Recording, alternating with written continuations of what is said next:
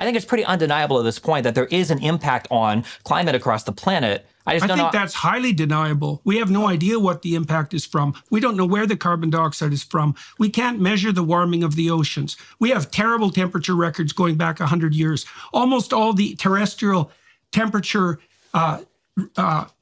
detection sites were first put outside urban areas, and then then you have to correct. Then you have to correct for the movement of the urban areas, and then you introduce an error parameter that's larger than the purported increase in temperature that you're planning to measure.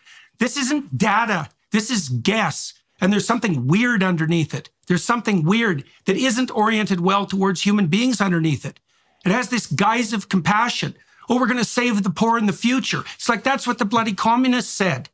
And they killed a lot of people doing it. And we're walking down that same road now with this insistence that, you know, we're so compassionate that we care about the poor 100 years from now. And if we have to wipe out several 100 million of them now, well, that's a small price to pay for the future utopia. And we've heard that sort of thing before.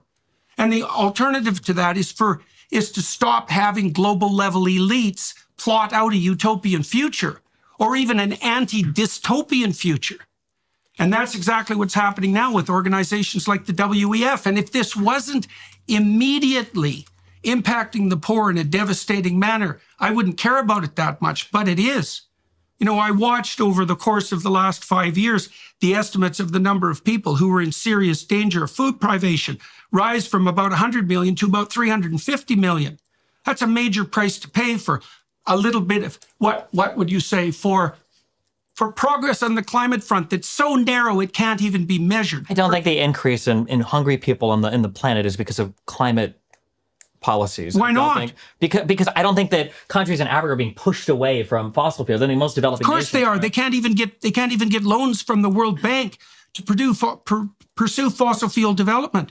And there's plenty of African leaders who are screeching at the top of their lungs about that because the elites in the West have decided that, well, it was okay for us to use fossil fuel so that we wouldn't have to starve to death and our children had some opportunities. But maybe the starving masses that are too large a load for the world anyways shouldn't have that opportunity. And that's direct policy from the UN, fostered by organizations like the WEF. They're going to have to turn to renewables.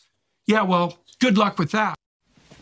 Boys have a penis, girls have a vagina.